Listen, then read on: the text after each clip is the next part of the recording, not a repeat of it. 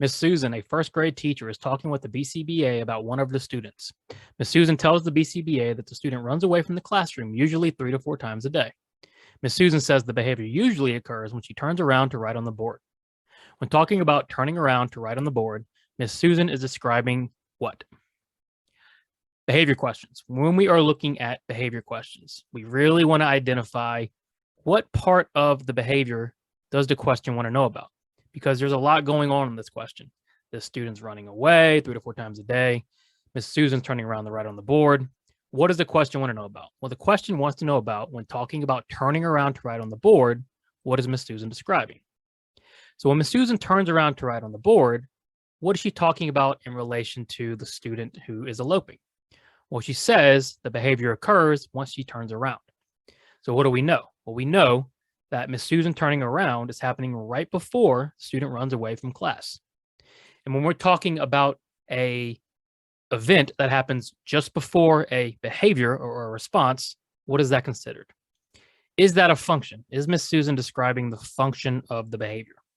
No, Miss Susan's just talking about turning around to write on the board. There's no function given. Okay, we're not even hypothesizing Miss Susan's function. We're not really worried about that. We're worried about the student eloping. Why are we worried about Miss Susan's behavior? Because we're trying to figure out what happens before, what happens after the student runs away. Miss Susan is telling us what happens before. Topography. Is she describing how this looks? Well, not really. Turning around is very vague. We're not getting into specifics about how it looks when she actually turns around to write on the board and what exactly it looks like before the student runs away. We just know very broadly, Miss Susan turns around, student runs away. She's not really telling us about the topography. Antecedent. Now, antecedent is what occurs right before the behavior. Miss Susan, when talking about turning around, that's what happens right before the student runs away. Miss Susan is describing an antecedent. And then consequence is what happens after the behavior. We're not sure what happens after the behavior. All we know is Miss Susan says the behavior usually occurs when she turns around to write on the board. That is a great example of an antecedent. Okay, we would use this to further evaluate our behavior. Miss Susan is describing an antecedent. You're a BCBA working in a clinical setting. You tell your RBT Brandy that you would like them to take data on task avoidance for 30 minutes each session as part of a discontinuous measurement procedure. How would you set up this measurement system if you wanted to use whole interval recording? First things first, what is the question asking? The question is asking you, how are you going to set up this measurement procedure in a whole interval recording fashion? What do we know about the measurement procedure? We know we're using a discontinuous measurement procedure, meaning this 30 minutes is not the full session. 30 minutes is just a sample of the session. Now, we want a whole interval recording procedure. So what is whole interval recording? Well, whole interval recording, we break down our sample into intervals. And if the behavior occurs during an entire interval, we record a response. And that's what we're looking for.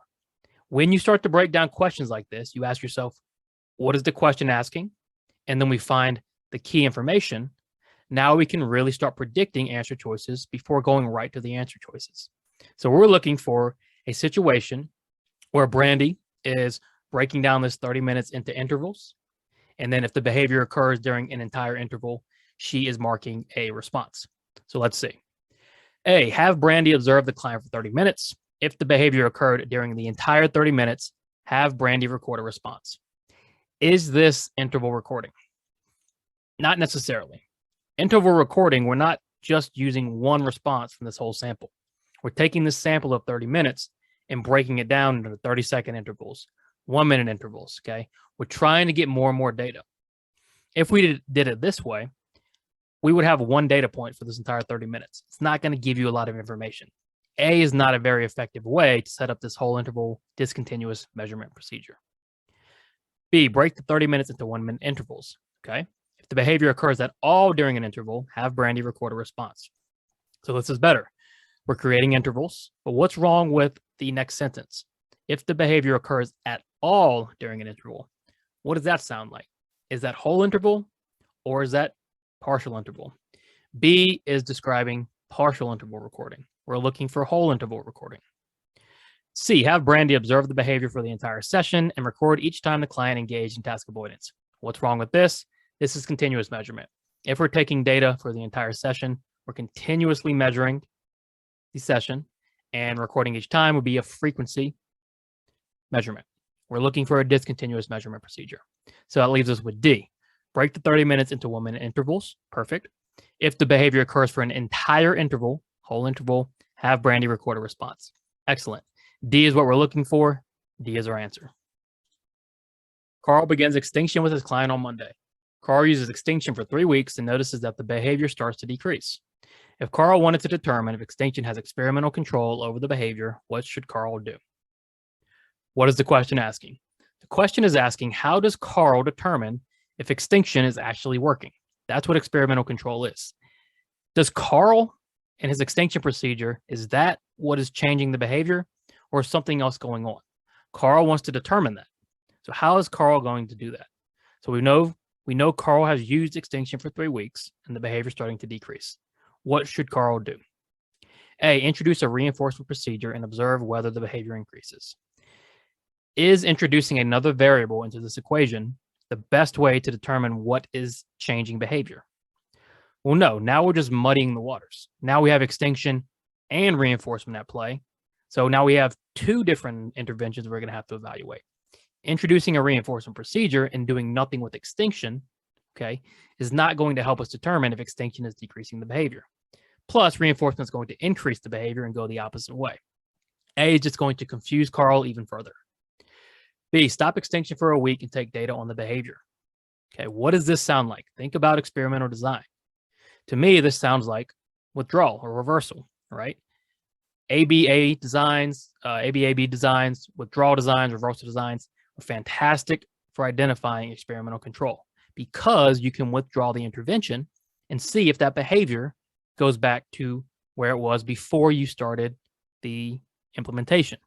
So if Carl stops extinction for a week and the behavior increases, Carl has a pretty good feeling that extinction is what has experimental control. B so far is our best answer. B is pretty good. Can we find a better answer? C, conduct a component analysis. Now be careful. Why is conducting a component analysis not as good as B? Well, if we're conducting a component analysis, we're going to need more than one component. Okay, component analysis, we look at a package of treatments and we evaluate each one. We really only have one treatment here, which is extinction. There's no need to conduct a component analysis. We just need to withdraw it, right, and see what happens to the behavior. If this said extinction, reinforcement, and punishment, maybe a component analysis would be better. If we have a single intervention, simply just withdraw it for a week, see what happens. B is better than C. And then D, conduct a multiple stimulus with replacement preference assessment with the client. D has nothing to do with what we're trying to achieve here. Preference assessments has nothing to do with experimental control and extinction. D is out. Our best answer, if Carl wants to identify if extinction has experimental control, is B, stop extinction for a week, take data on the behavior. Which of the following behaviors would not qualify as a private event? Private events, we know they are behavior. However, in ABA, we don't really observe them because we can't. We don't really measure them because we can't. We don't really include them in our treatment plans because we can't consistently track changes, okay? They're internal. They're not for public consumption, all right? So when we're looking at private events, you need to look at the behavior itself, and you'll see what I mean in a second. So let's look at A. Your heart beats faster as you approach the lion cage at the zoo. Is that a private event? Can anyone in public see your heart beating faster? No. Now, maybe sometimes you might be able to put your hand on somebody's chest, okay? But you really can't observe somebody's heart beating faster without some sort of tool, right? So A is definitely a private event. B, James talks to himself in an empty room with nobody around to hear him. Now, this is where you need to be careful. Nobody's around James. He's in an empty room, okay? He's, quote, unquote, in a private setting, right? However, can somebody observe James talking to himself? Absolutely. That's a very public event, okay? We see it all the time. You might talk to yourself. Just because in that moment there's an empty room and nobody around to hear him doesn't make talking to himself, which is a external public event, suddenly private. So that's the distinction that you have to just be careful about on the exam. B does not qualify as a private event. Let's check C and D just to make sure. C, your girlfriend gets anxious when she has a big exam coming up. Anytime we start talking about these mentalisms, anxious, frustrated, tired, those are all private events. All right. We can't really observe or measure those. And then D, Miss Roberts thinks to herself, I am so ready for the weekend. Thinking is almost the ultimate private event. Okay. Thinking is a behavior, but it's private. We can't see what other people are thinking. Okay. Which is why we always stick to public events, because we can actually observe and measure those. So of these, which of the following behaviors will not qualify as a private event?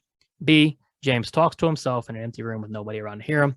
If somebody were to walk in on James, they could observe him talking to himself. It's public. If we want to assess stimulus equivalence, which of the following would be best to use? So what is stimulus equivalence? Think about stimulus equivalence in relation to the three major terms: reflexivity, symmetry, transitivity. That's stimulus equivalence. A equals A equals B equals A equals B equals C equals A. That's stimulus equivalence. When we're training for stimulus equivalence, what is the best method to go about doing that? A, functional communication. Well, if we're matching A to A, okay, just talking isn't really going to get us there, okay? Because typically A might be a picture of something, right?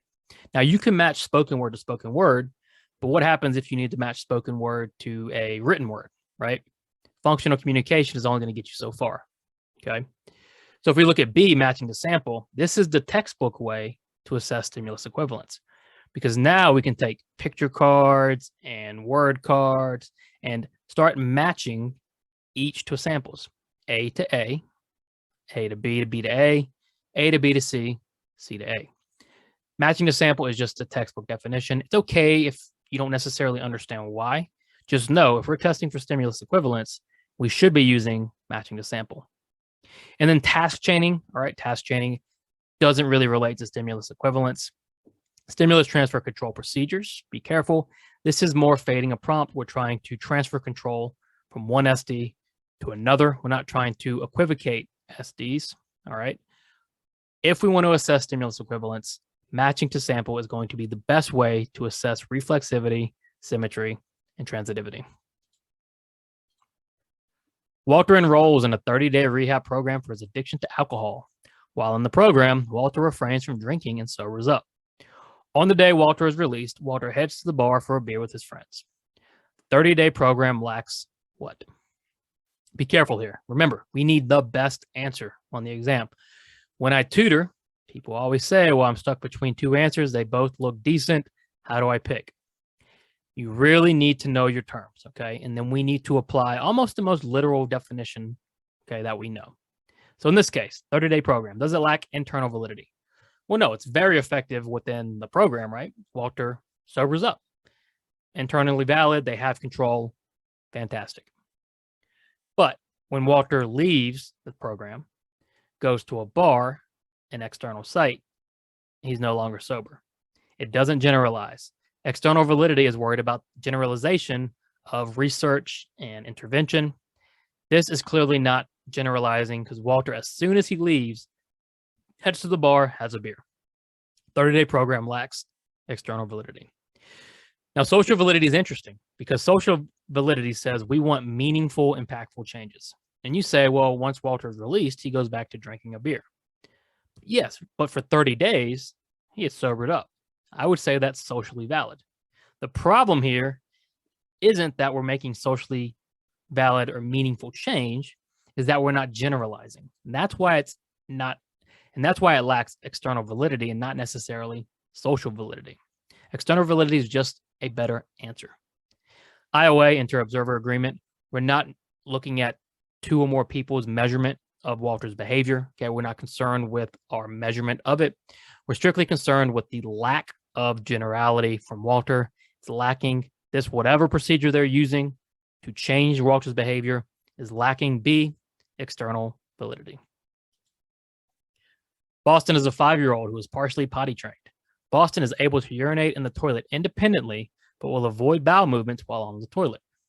During an interview, the BCBA asks the stakeholder if Boston has a history of constipation or stomach issues. What is the BCBA doing? Now, as I take a sip of coffee, Good BCBAs are good interviewees, or good interviewers, I should say. You want to really get deep into the questions. If you ask surface level questions, you're going to get surface level answers. We need to start digging. Now, what do we know? We know that Boston is able to urinate but not have bowel movements on the toilet. What purpose does it serve to know if he has a history of constipation or stomach issues? Why does that matter? How, as BCBAs, are we going to fix that? Well, maybe we can't, right? That's more medical. But is it relevant? Absolutely. What does our task list say? What does the ethics code say? Rule out all other variables, including medical, okay, before diving into intervention. The BCBA is doing a very good job of that. It's important to know, is this medical? Maybe we need to seek medical treatment before trying to intervene with behavior interventions. So A, creating an explanatory fiction. Well, no, constipation and stomach issues are a real cause of not being able to have a bowel movement. We're not trying to explain it away with something we've made up, okay? If he actually has a history of constipation or stomach issues, okay, explanatory fictions, they are not. Now, if we just use it as an excuse and just say, well, yeah, he has constipation when he's not, now we're starting to explain it away, okay? But the BCBA is not doing that. They're just interviewing strictly to rule out medical history. So if you look at B, using circular reasoning, again, we haven't yet put the lack of bowel movements on the history of constipation or stomach issues. So we're not using circular reasoning yet, okay? We haven't done that yet. C is our best answer. We're ruling out medical history. If he has stomach issues, we might need to get reevaluated by a person who knows how to handle stomach issues. That is what a good BCBA does. D, conducting a functional analysis. Are we looking at the function of the behavior here? Nope. We're looking at history, medical history to be exact. What is the BCBA doing? C, ruling out medical history. You are a BCBA working on a feeding program with the help of a dietitian. The dietitian is concerned with the client's vitamin intake and believes the client eats too many carbohydrates. The dietitian designs an intervention that involves the client eating carbohydrates until they are sick. The dietitian is most likely attempting to do what? Be careful here. Clearly, having a client eat carbs until they are sick doesn't seem ethical, right? Hopefully it's not something you would do. But is the question asking about the ethics of this intervention? No, you need to remove yourself from your experience, from how you feel about what's going on in the question, and just address what's in the question. So we're worried about what is the dietitian attempting to do, regardless of how we feel about it or the ethics behind it. There's a reason the dietitian is trying to get the client, okay, to eat too many carbohydrates till they are sick. Is the dietitian trying to A, deprive the client of carbohydrates? So when we see words like deprive and satiate, think motivating operations. When we deprive somebody of something, we're trying to increase the value of that item or that consequence. Are we depriving him? No. Okay, we're not withholding things. We're giving him too many. We're actually trying to B, satiate the client on carbohydrates. The dietitian is trying to have the client eat so many carbs that they're no longer motivated and there's no longer value in carbohydrates. Again, ethically, probably not good. Doesn't matter. Not what the question's asking. We have to answer what the question is asking. C, using restitutional overcorrection. Is the dietitian having the client repair the environment? Nope. D, using negative punishment. It is not negative punishment because he's adding carbs. He's adding stimuli. It's not negative. It might function as punishment. We're not really sure, okay? But it's definitely not negative, so D is out. The dietitian is using or trying to satiate the client of carbohydrates by feeding them so many carbs that they get sick. Again, not ethically great. The question's not asking about the